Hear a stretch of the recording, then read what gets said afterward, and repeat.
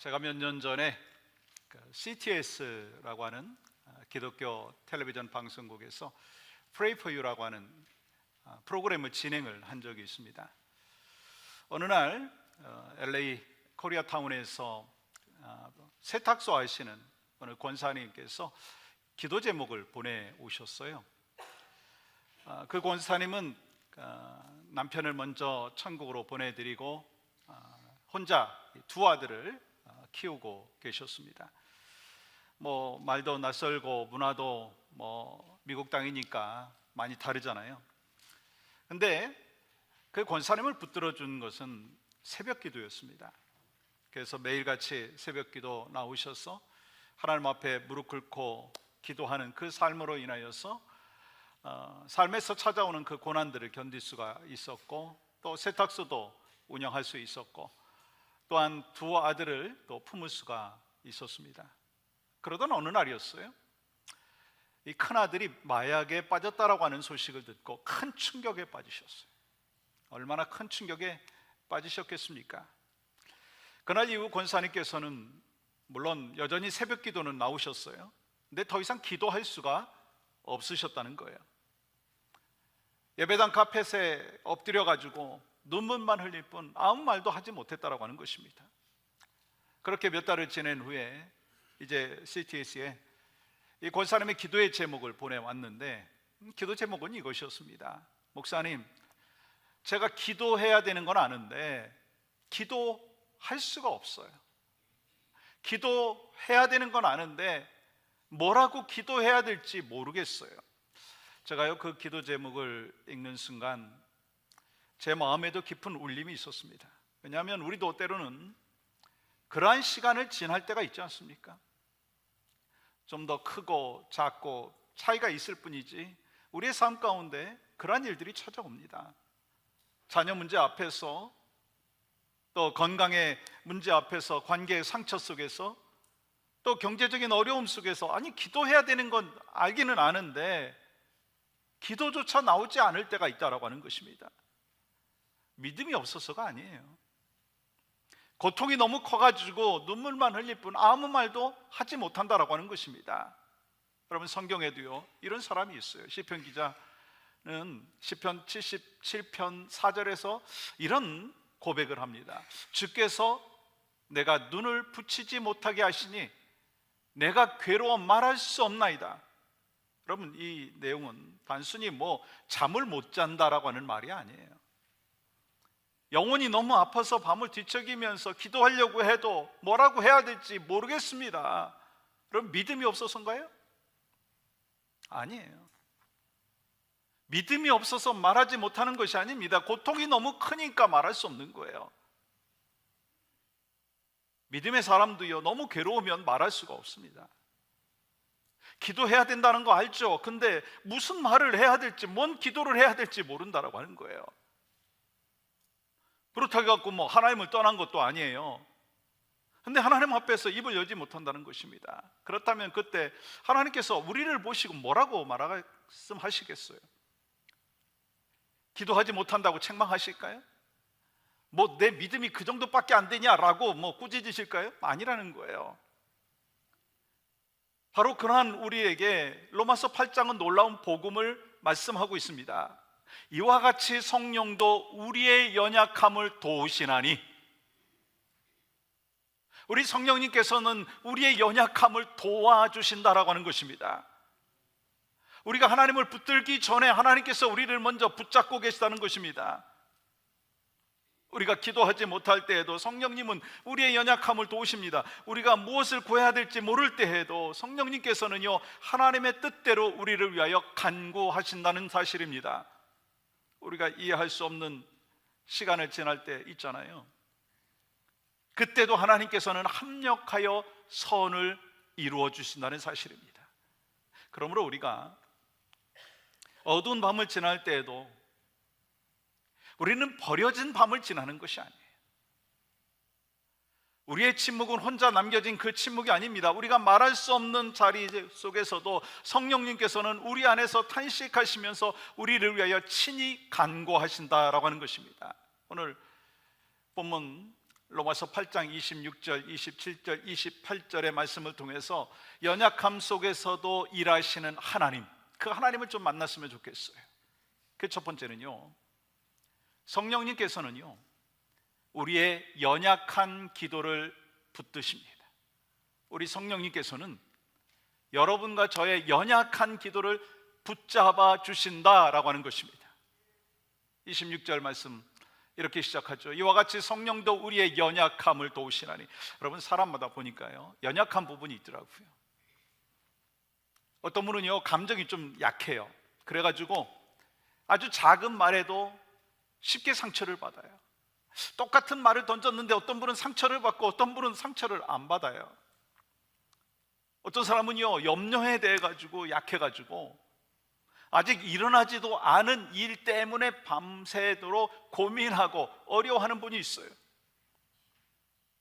어떤 사람은요 인정받고 싶은 마음에 약해가지고 칭찬받을 때는 막 기뻐하는데 뭐 좀 비난에 쉽게 넘어진다라고 하는 것입니다. 또 어떤 사람은 자녀 문제, 어떤 사람은 건강의 문제, 어떤 사람은 경제적인 어려움 앞에서 믿음이 막 흔들립니다. 물론 모든 부분이 약한 사람은 없습니다. 근데 누구에게나 유난히 약한 부분이 있어요. 여러분과 저의 그 삶 가운데 있지 않습니까? 그리고 때로는요 그 한 부분이 우리의 마음을 막 흔들어 놓고 신앙 전체를 막 흔들어 놓을 때가 있다고 하는 것입니다. 그런데 오늘 본문은 우리의 연약함을 막 정죄합니까? 아니라는 거예요. 너 왜 그렇게 약하냐라고 책망하십니까? 아니라는 거예요. 오히려 뭐라고 말씀하십니까? 성령도 우리의 연약함을 도우시나니. 우리가 예수 그리스도를 구주로 영접하는 순간 내 안에 성령님께서 들어오셔서 역사하여 주시지 않습니까? 근데 그 성령님께서 우리의 연약한 삶의 모습 가운데 외면하지 아니하신다는 거예요. 도와주신다라고 말씀하고 있습니다. 여러분, 바울이 말하고 있는 이 연약함은 단순히 뭐 성격이 뭐 연약하다 그런 뜻이 아니에요. 특별히 기도의 연약함에 대하여 말하고 있습니다. 26절 하반절 말씀 볼까요? 우리는 마땅히 기도할 바를 알지 못하나. 우리의 가장 깊은 연약함은 바로 이것이라는 거예요. 기도해야 되는데 뭘 기도해야 될지 모른다는 것입니다. 너무 힘들었어. 기도조차 나오지 않을 때가 있다는 것입니다. 무릎은 꿇었어요. 기도의 자리에 나왔습니다. 그런데 뭔 기도를 해야 되는지 모르는 거예요. 성경을 펼쳤어요. 근데 마음에 다가오지 않습니다.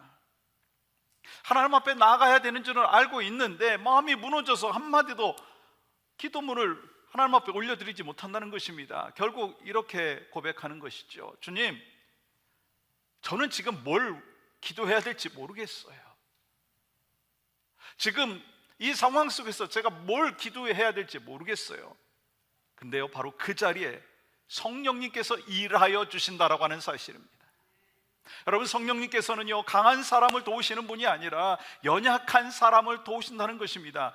하나님께서는요 우리가 잘 버틴 이후에 도우시는 것이 아니라 무너질 것 같은 그 상황 속에서 먼저 찾아오셔서 도와주신다라고 하는 것입니다. 여러분, 사도 바울도 자신의 연약함 속에서 주님의 음성을 들었어요. 고린도후서 12장 9절 말씀 이렇게 기록합니다. 나에게 이르기를 내 은혜가 네게 족하도다.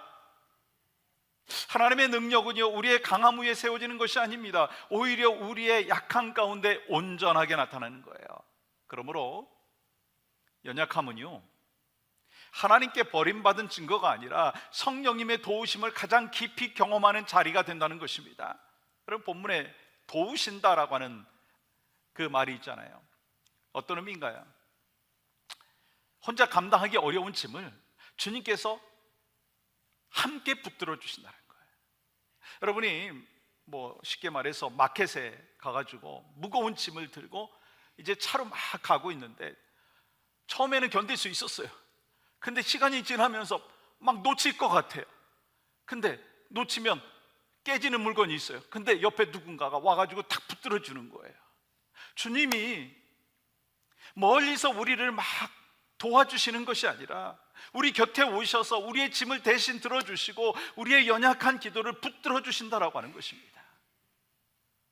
이 진리를 잘 보여주는 하나의 스토리가 있습니다. 이 스펄전 목사님께서 전한 것으로 알려지는 이 스토리인데요, 한 어린아이가 아버지와 함께 작은 배를 타고 있었습니다. 아이의 마음 가운데 이런 마음이 있었어요. 내가 아빠와 같이 노를 져가지고 배를 좀 이렇게 앞으로 갈 수 있게끔 했으면 좋겠다. 아이가 그런 마음이 있을 수 있잖아요. 그래서 그냥 방향을 제대로 잡지도 못하고 그냥 노도 그냥 열심히 젓는 것 같았지만 힘이 없었어요. 근데 그 아이는요, 이런 마음이 있었어요. 내가 지금 노를 저어서 지금 배가 앞으로 가고 있구나. 근데 사실은 어떤가요? 뒤에서 아버지가 함께 노를 잡고 있기 때문에 한 방향으로 앞으로 가고 있었다라고 하는 거예요. 아이는 모르고 있었어요. 마찬가지입니다. 우리의 기도도 이와 같다라고 하는 거예요. 우리는 종종 이렇게 말합니다. 내가 하나님을 붙잡고 있다. 내가 믿음으로 버티고 있다. 내가 기도를 이어가고 있다. 근데 더 깊이 생각해 보면요, 사실은요, 하나님께서 우리를 붙잡고 계시다라고 하는 것입니다. 내가 기도로 지금까지 내 인생을 이어온 것이 아니라 주님이 나를 붙잡고 나의 기도의 제목을 붙잡아 주시고 나를 지금까지 여기까지 인도해 주셨다라고 하는 것입니다. 그러니까 기도가 안 될 때 너무 실망하고 좌절하지 말라는 것입니다. 기도가 막혔다고 하나님 앞에서 도망가지 말라는 것입니다. 오히려 그때가 은혜의 보좌 앞으로 나아가야 될 때라고 하는 것입니다. 히브리서 4장 16절 말씀 이렇게 기록하잖아요. 그러므로 우리는 긍휼하심을 받고 때를 따라 돕는 은혜를 얻기 위하여 은혜의 보좌 앞에 담대히 나아갈 것이니라. 우리가 나아가야 되는 자리는요, 심판의 자리가 아니라 은혜의 자리입니다. 주님은 우리의 완벽한 기도만을 들어주시는 분이 아닙니다. 연약한 탄식까지도 하나님은 들어주시는 줄 믿습니다. 내 기도는 멈출 수 있어요. 내 마음은 무너질 수도 있습니다. 때로 내 입술은요, 아무 말도 하지 못할 수도 있습니다. 그러나 성령님의 도우심은 멈추지 않는 줄 믿습니다. 내가 하나님을 붙들 힘이 없을 때에도 하나님께서 나의 삶을 붙잡아 주시는 거예요. 나는 놓친 것 같지만 주님이 나를 붙잡고 계시지 않은 것 같지만 주님은 나를 계속해서 붙잡고 놓지 아니하시고 이끌어 가신다라고 하는 것입니다. 그러므로 믿음의 사람의 고백은 이렇습니다. 내 기도가 멈춘 자리에서 성령님은 나를 붙들고 계십니다. 내 기도가 멈춘 자리인 것 같지만 실질적으로 주님은 나를 멈추지 않게 하시고 성령님께서는 나를 붙들고 이끌어 가신다는 거예요. 도와주신다라고 하는 사실입니다. 두 번째, 성령님은요, 우리를 하나님의 뜻으로 이끄십니다. 우리 성령님께서는요, 여러분과 저를 하나님의 뜻으로 이끌어 주신다는 사실입니다. 로마서 8장 26절 계속해서 이렇게 말씀하시죠. 우리는 마땅히 기도할 바를 알지 못하나 오직 성령이 말할 수 없는 탄식으로 우리를 위하여 친히 간구하시느니라. 우리는 살면서 무엇을 위하여 기도해야 될지 모를 때가 종종 있어요. 특별히 사랑하는 가족이 큰 병에 걸렸을 때 한번 생각을 해보십시오. 여러분이든지 여러분의 아주 가까운 가족이든지 처음에 이렇게 기도할 거예요. 주님 살려주시옵소서. 주님 고쳐주시옵소서. 주님 이 고통을 멈춰주시옵소서. 근데 시간이 지나면서 너무 고통스러운 장면을 보면서 기도가 바뀌는 거예요. 주님, 무엇이 믿음의 기도입니까? 주님, 무엇이 하나님의 뜻입니까? 주님, 제가 뭘 기도해야 되겠습니까? 기도해야 되는데 무엇을 기도해야 될지 모를 때가 있다라고 하는 것입니다. 그런데 바로 그 자리에서 성령님이 일하여 주시는 것입니다. 성령님께서 말할 수 없는 탄식으로 우리를 위하여 친히 간구하신다는 거예요. 여러분, 여기서 말할 수 없는 탄식이라고 하는 거는요, 말이 필요 없다라고 하는 뜻이 아닙니다. 우리의 고통이 너무 깊어서 말로 다 표현할 수 없는 탄식이라는 거예요. 문장으로 정리되지 않아요. 말로 설명할 수도 없으며 마음 깊은 곳에서 흘러나오는 탄식이 있다라고 하는 것입니다. 때로 너무 막 많고 막 하니까 뭐 길게 기도할 수도 없어요. 그냥 한마디만 하는 거예요. 주여. 무릎 꿇고 그냥 주여. 운전하면서도 그냥 주여. 케냐에 임은미 선교사님이라고 하는 분이 계시는데, 그분의 영상 가운데 이런 내용이 있어요. 내가 주여 주여 하고 주님의 이름을 부를 때 어떤 일이 일어나는가, 이 관련된 영상 함께 보시고 계속해서 말씀 나누겠습니다.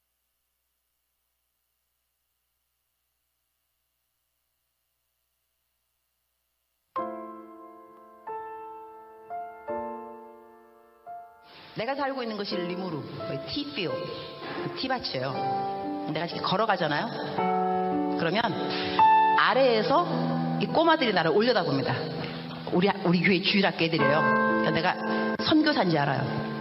내 이름이 유니스니까 내 이름을 불러요. 아래에서 나를 올려다보면서 내가 지나가면 이렇게 불러요. 유니스! 목이 터져라. 유니스! 막 이런데 얼마나 내 이름을 부르는지 나한테 아무것도 달라 그런 건 없어요. 그러나 내가 알아요. 얘네들 신발이 없어요. 맨발로 다니거든요. 근데 유네스 할 때 저것들 신발이 없는데 신발 사줘야지, 그 생각이 들어요. 그 다음에 또 유네스 이러면 저 녀석들 밥을 하루에 한 끼 먹는데 밥도 좀 많이 줘야 되는데 빵을 사줄까? 또 유네스 이러면 쟤네들 학교도 없는데 내가 돈 많이 있으면 학교도 지어주면 좋겠다, 이런 생각을 해요. 선한 생각이 계속 나게 있다는 이야기예요. 근데 걔네들이 그 누구도 나한테 유네스 신발 없어요, 신발 사주세요, 아무도 안 그랬어요. 그러나 내 이름을 부르는 순간순간 쟤네들 뭐가 필요한데? 이게 무슨 이야기냐 하면, 여러분이 기도할 때 쥐야 이러면은요, 여러분의 마음을 하나님이 왜 모르겠어요. 여러분 필요한 거를 하나님이 아세요. 그리고 하나님이 여러분을 정말 사랑하세요. 안 주고 싶지 왜 안 주고 싶겠어요. 그러나 부르짖어야 말이지. 부르짖지 않으면 또 하나님의 마음이 또 감동이 안 간다니까. 그래서 오늘은 여러분의 필요가 있을 겁니다. 어떤 것이 필요로 하는지, 그것이 공부인지 돈인지 건강인지 관계 회복인지 아니면 영성의 회복인지 하나님 알고 계십니다. 겉으로 크게 내가 말로 표현하기 싫으면, 어려우면, 불편하면 그냥 주여 이름을 부르세요. 주여 주여, 주여. 너무 힘들어서 그냥 주여, 그 한 기도밖에 하지 못한다 할지라도 우리 주님이 그 주여라고 하는 그 음성을 들으시고 기도의 제목을 들으시고 하나님이 역사하여 주시는 능력의 하나님이신 줄 믿습니다. 근데요, 조심해야 될 게 있어요.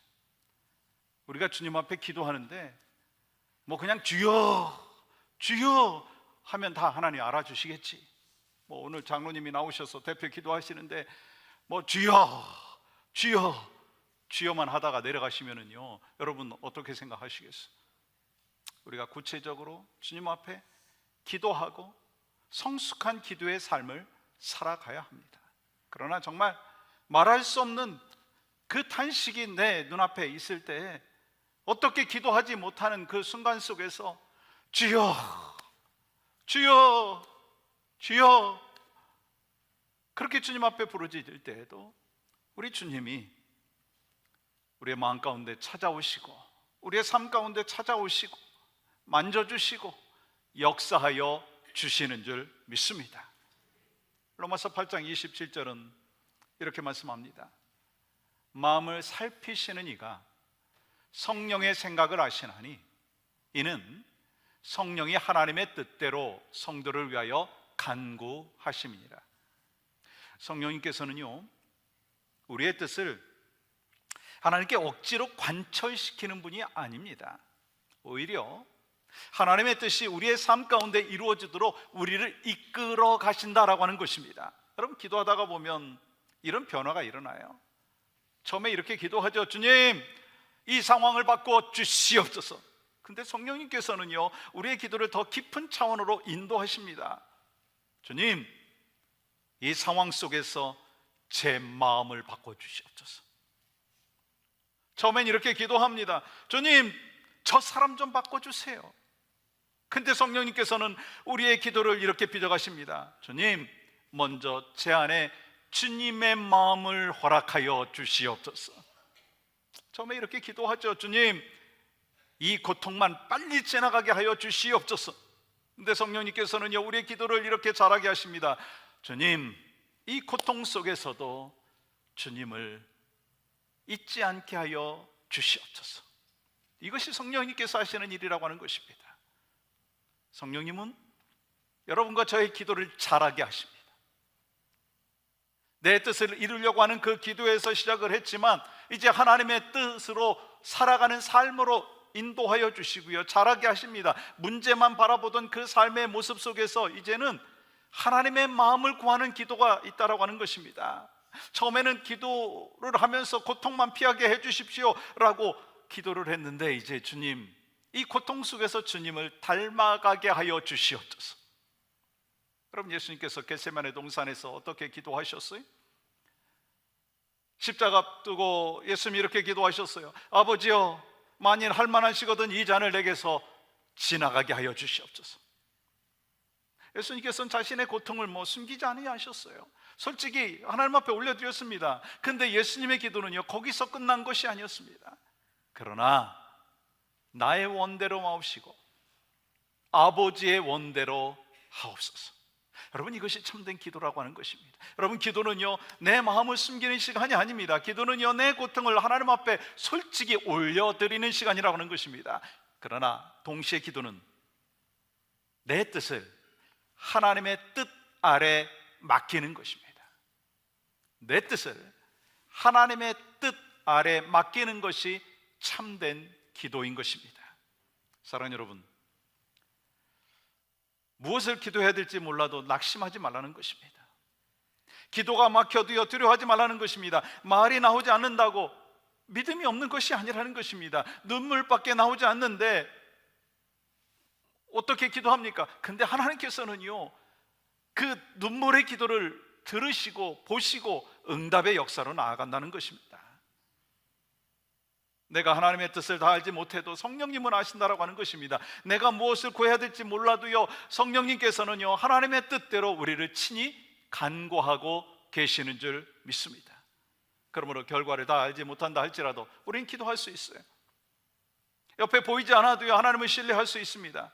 여러분, 우리의 기도는요, 우리의 완전함에 달려있는 것이 아닙니다. 성령님의 도우심 안에 붙들려 있는 것입니다. 그러니까 우리는 기억해야 합니다.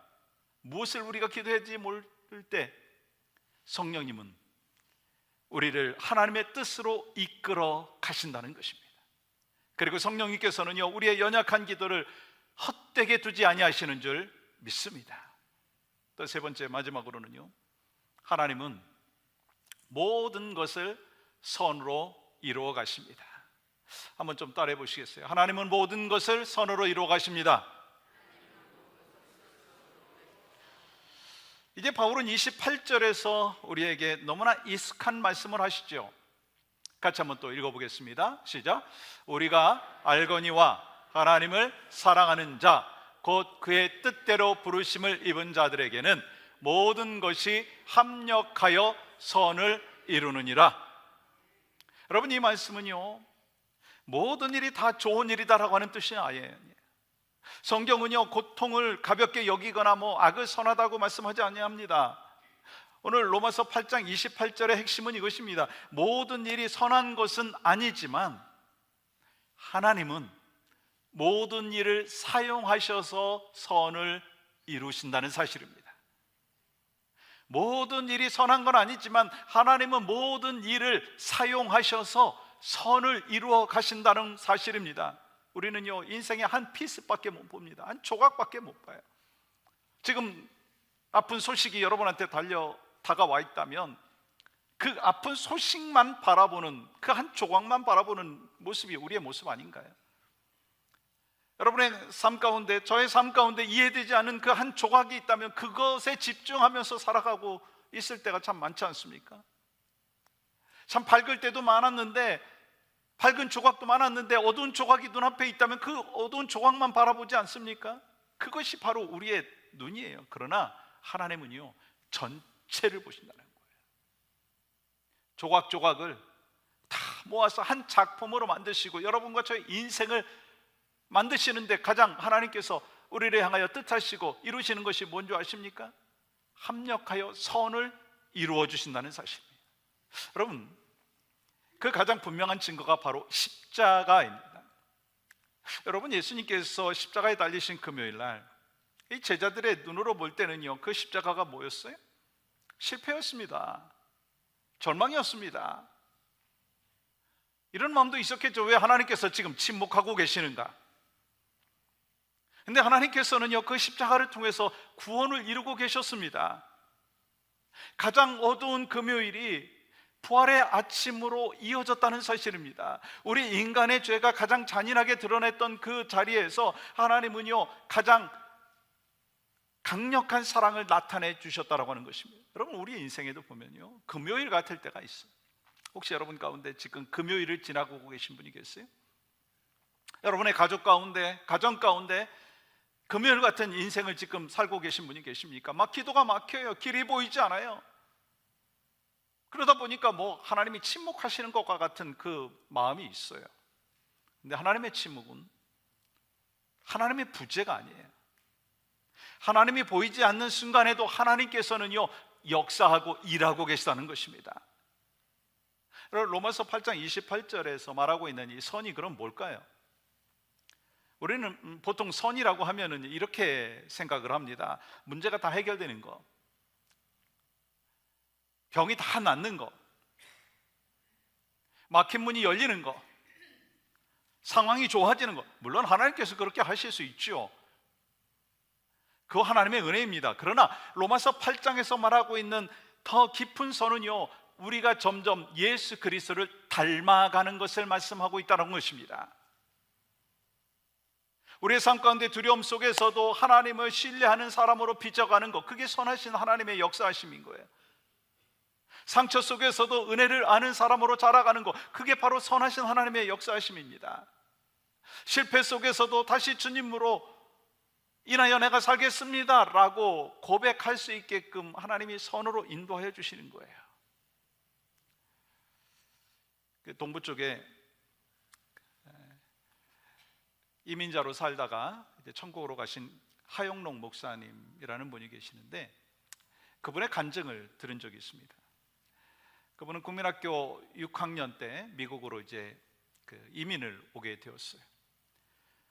미국에서 공부 다 마치고 아주 성공한 건축가로 일하던 중에 33살의 나이에 운전을 하는데 갑자기 심장에 프로블럼이 생겨가지고 생사의 갈림길 속에 있게 되었습니다. 그때 처음에 그 목사님은 이렇게 기도를 한 거예요. 그때 목사님이 아니었죠. 하나님, 제 심장을 고쳐주시옵소서. 하나님, 저를 좀 살려주시옵소서. 근데요, 시간이 지나면서 그의 기도가 달라진 거예요. 하나님, 심장만 고쳐주셔서는 안 되겠습니다. 심장이 고쳐져도 내가 예전처럼 살면 뭔 의미가 있겠습니까? 하나님, 제 심장만 고쳐주시는 것이 아니라 저를 좀 고쳐주시옵소서. 그렇게 기도하며 나아갈 때 하나님께서 그에게 말씀하여 주신 그 메시지가 있었습니다. 마태복음 22장 39절인데요, 내 이웃을 내 자신과 같이 사랑하라. 그 음성을 들으면서 그는요, 이제 인생의 목표가 달라졌다는 것입니다. 전에는 더 높이 올라가고 더 많이 벌고 더 인정받는 것이 인생의 목표였습니다. 근데 죽음의 문턱에서 말씀을 붙잡고 나니까요, 인생의 방향이 바뀐 거예요.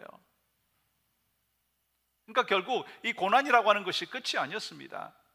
심장의 아픔이 오히려 인생의 방향을 새롭게 여는 문이 되었다는 것입니다. 여러분, 성령님께서는요 그의 기도를 바꾸셨고요, 마음을 바꾸셨고요, 인생의 방향을 바꾸셨습니다.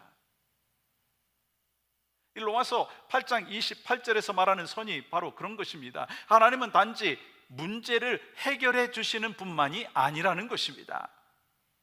우리의 삶에 찾아오는 그 고난을 통해서 우리의 인생을 새롭게 빚어가시는 하나님의 역사하심이 있다라고 하는 것입니다. 내가 보기에는 멈춘 것 같죠. 근데 하나님은 지금 막 방향을 바꾸고 계신 거예요.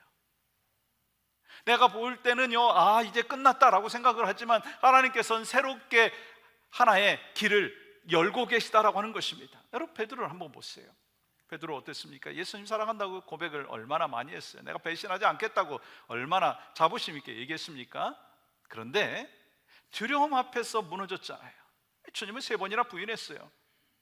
베드로가 그날 밤에 어떤 마음을 가졌겠습니까? 나는 다 끝났구나, 난 배신자구나, 다시 주님이 나를 부르지 아니할 거야.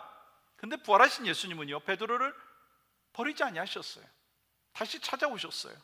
그리고 뭐라고 질문합니까? 네가 나 사랑하냐? 네가 나 사랑하냐? 네가 나 사랑하냐? 주님은 그를 바라보면서 너 왜 그렇게 했어? 라고 따지지 아니하셨어요. 그의 사랑을 회복시켜 주셨어요. 그리고 그에게 어떤 말씀을 하십니까? 내 양을 먹이라, 사명을 주셨어요. 주님은 실패한 베드로를 다시 세우시고 다시 사명자로 불러주셨다는 것, 이게 바로 복음이라고 하는 것입니다. 하나님은요 우리의 실패를 끝으로 보지 아니하신다는 것입니다. 우리의 과거로 판단하지 아니하신다는 것입니다. 우리의 부끄러움까지도 사용하셔서 선으로 이끌어 주신다는 사실입니다. 그러니까 오늘 우리가 이렇게 질문해 봐야 될 것이에요.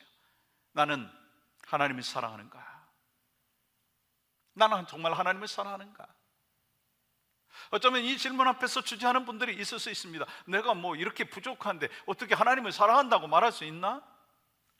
난 기도도 제대로 못하는데, 믿음도 약한데 정말 하나님을 사랑한다고 말해도 되는가?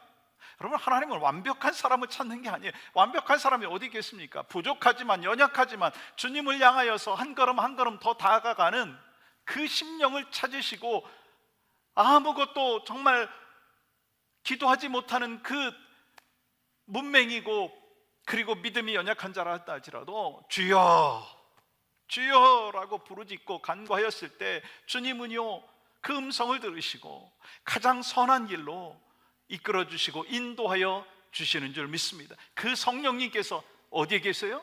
여러분과 저의 심령 가운데 있는 줄 믿습니다. 그러니까 기억하십시오. 이해할 수 없는 시간에도요 하나님 모든 것을 선으로 이끌어 가십니다. 끝처럼 보이는 자리에서도 하나님께서는 새롭게 시작을 하고 계시다라고 하는 것입니다. 실패처럼 보이는 순간에도요 하나님은 합력하여 선을 이루어 주시는 줄 믿습니다. 말씀을 정리합니다. 우리의 기도가 멈췄다고 하나님이 멈추신 건 아니에요. 기도가 안 되는 그 시간 속에서도 주님 앞에 무릎 꿇으십시오. 주여 주여, 말 한마디 나오지 않는 그 상황 속에서도 주여 그 한마디만 주님 앞에 올려드리면 주님께서 우리의 심령 가운데 찾아오시고 우리의 상황 가운데 찾아오시고 일하여 주시고 역사하여 주신다라고 하는 것입니다. 내 눈으로 볼 때는 다 끝난 것 같지만 하나님은 모든 것을 합력하여 선으로 인도하여 주심을 우리는 분명히 믿습니다.